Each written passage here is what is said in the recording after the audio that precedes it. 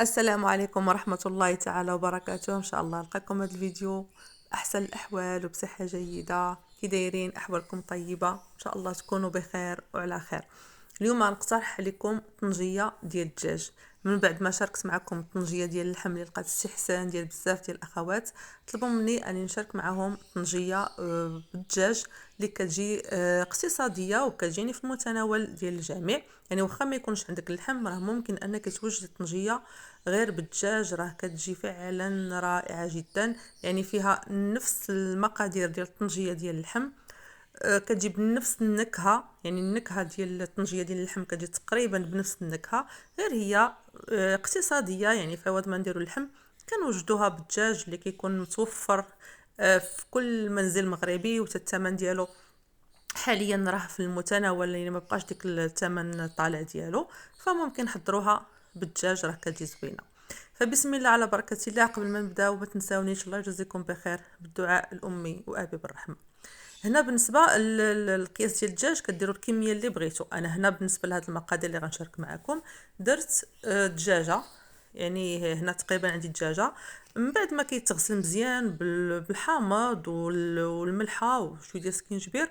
يعني ضروري كيتغسل وخصو يكون ناشف. من الاهم يعني من الحوايج ديال هاد المرحله هذه ديال الطنجيه، خصو يكون الدجاج اللي يكون مغسول مزيان وبيت واحد الليله كامله ناشف. يعني كيجي زوين في هاد الطنجيه، ضروري من انه خصو يكون ناشف. بالنسبه للمقادير فهي بسيطه، يعني مكونات سهله. كيف ما كنقول لكم، المبتدئات راه ممكن انهم اللي عمرهم ما طيبوا راه ممكن يوجدوا هاد الطنجيه وهما بعينهم مغمضين. كنحتاجوا الحامض مسير، تقريبا واحد الحامضه مسيره. انا هنا الحامض مسير يعني كنديرو ديال الدار، فايت شاركته معكم، اللي كيكون معسل، داك الحامض اللي معسل اللي كيكون يعني زوين بزاف. كنحتاجوا كاس لارب ديال الزيت، يعني مخلطه ما بين زيت الزيتون وزيت نباتيه. ما كانش زيت الزيتون ممكن تخليو غير زيت نباتيه، ماشي مشكل. واحد شويه ديال الزعفران شعره كنديروه في واحد شويه ديال الماء حتى كيذوب. عندي الثومه، واحد 4 ضروسه ديال الثومه، والكمون اللي كيكون حبوب، يعني كنخليو كمون حبوب. وعندنا واحد معلقه صغيره ديال السمن. راه ضروري هاد العناصر هادو اللي عطيتكم، راه ضروري خصهم يعني يكونوا في الطنجيه. الا ما كانوش راه يعني من الاحسن ما ديروهاش حتى توفروا على هاد العناصر اللي عطيتكم وهاد المقادير. لان الا نقصنا شي حاجه منهم راه ما كتكونش طنجيه، يعني غتكون شي حاجه اخرى. الا بغيتو يعني هادو هما العناصر توجدوهم، وجدوا هاد الطنجيه اللي كتجي سهله واقتصاديه. في واحد الكوكوت كنحط طروفات ديالي ديال الدجاج. انا قسمتها، يعني الدجاجه عندي قسمتها، يعني ما درتهاش صاينه. صافي كنحطوا الكميه اللي متوفره عندنا ديال الدجاج. ممكن ديروا حتى اقل، ممكن ديروا غير نصف الدجاجه، يعني ديروا حتى اقل. وطبعا كتنقصوا في المقادير. صافي هنا غادي ندير العطريه ديالي او التوابل. كنحتاج واحد معلقه صغيره ديال السمن اللي كيعطينا واحد المذاق اللي هو زوين. صراحه من الاحسن يكون السمن اللي هو نوعيه جيده. كندير الحامض مسير، كندير واحد 3 طروفات ديال الحامض مسير. هنا الا درنا الحامض مسير يعني كنديروه بهاد الكميه، ما ديروش الملحه. انا كما غتشوفون الملحه ما غنديرهاش لان دايره الحامض مسير. هنا عندي كاس ديال الزيت مخلطه ما بين البلديه والروميه. بغيتو ديروا كاس ديال البلديه ممكن ديروه، ممكن تخلطوه، ممكن ديروا غير الروميه على حسب المتوفر اللي عندكم. هنا الكمون حبوب كنحكو غير شويه في يدي، يعني ماشي بزاف، وكنضيفو. يعني كمون حبوب كيتواتى زوين وكيعطينا واحد المذاق صراحه زوين بزاف لهاد الطنجيه هادي. كنضيف ايضا هنا عندي الثومه. كندير واحد 4 ديال دروس الفصوص ديال الثومه اللي كيكونوا كبار. كنقسمهم غير على جوج، كنحاول اني كنخليهم صاينين، ولكن غير كنحلهم غير هكذا على جوج باش كيطلقوا لنا هذيك المذاق وهذيك النسمه في الدجاج ديالنا. هنا واحد 4 كاس ديال الماء. كندير فيه واحد الوريقات ديال او الزغيبات ديال الزعفران.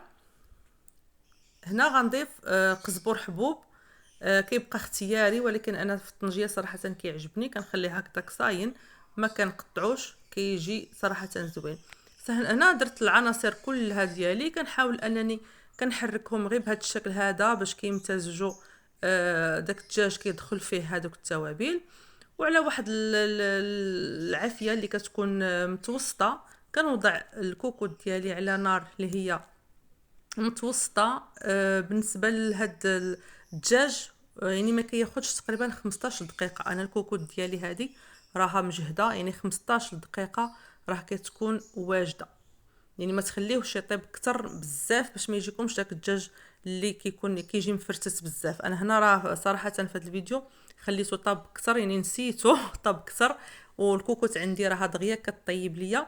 ف يعني بدا الدجاج كيتفرتت ليا، ما بقاليش صاين كيف ما غتشوفوا وكيف ما شفتوا في بدايه الفيديو. هنا على عافيه تقريبا متوسطه كنديروا الدجاج ديالنا كيطيب صافي وكيطيب. يعني فاش كتحلوا عليه من بعد 15 دقيقه، الا كان مازال فيه شويه ديال السوائل كتخليوه حتى كيتشرب مزيان من دوك السوائل، وكتبقى غاديك الزويته عاقده وداك الدجاج وكينشف تماما من داك الماء اللي كيكون فيه.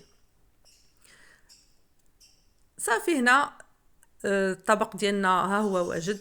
كتجي فعلا واحد الطنجيه اللي رائعه كما كتشوفوا. الدجاج كيجي ناشف، كتبقى غير ديك الزويته اللي درنا، راه كيجي فعلا واحد الطنجيه راه بديله للطنجيه ديال اللحم. جربوها راه فعلا زوينه. الناس اللي ما زعمرها ما جرباتها وما كتزعمش وكتقول لا ضروري حتى يكون اللحم عاد نديرها، لا راه ممكن توجديها غير بالدجاج، راه كتجي واحد الطنجيه اللي هي زوينه ورائعه جدا. وكيف ما قلت لكم راه حتى البنات اللي عمرهم ما طيبوا، ماشي المبتدئين اللي عمرهم ما طيبوا نهائيا، راه هاد الطبق راه غتوجدوه في رمشة عين كيجي فعلا رائع ودغيا غتوجدوه. ما فيهش يعني مقادير كثيره، وداكشي اللي كديروه راه نفس تبعوا غير الطريقه راه غتحصلوا على نفس النتيجه، راه كتجي زوينه. وكتغيير ايضا بالنسبه للناس اللي كتناول الدجاج بكثره وكتبغي انها تنوع في الاطباق. يعني مره ديروا طبق ديال الفطاجين، مره ديروا مشوي، مره ديروا. المهم هذا يعني من ضمن الاطباق اللي ممكن اننا ننوعوا بها في الوصفات ديال الدجاج، وخاصه بهذه الطريقه هذه كيجي صراحه ناشف ومعلك وزوين. يعني كيجي فعلا رائع رائع جدا. جربوه ونوعوا به الاطباق ديالكم، راه كتجي هاد الوصفه سهله وجد جد سهله وبسيطه بالنسبه للمبتدئين، راه كتجي فعلا رائعه جدا. كان هذا هو الاقتراح ديال اليوم. الى عجبكم الفيديو ما تنساونيش، الله يجزيكم بخير، بالدعاء لامي وابي بالرحمه.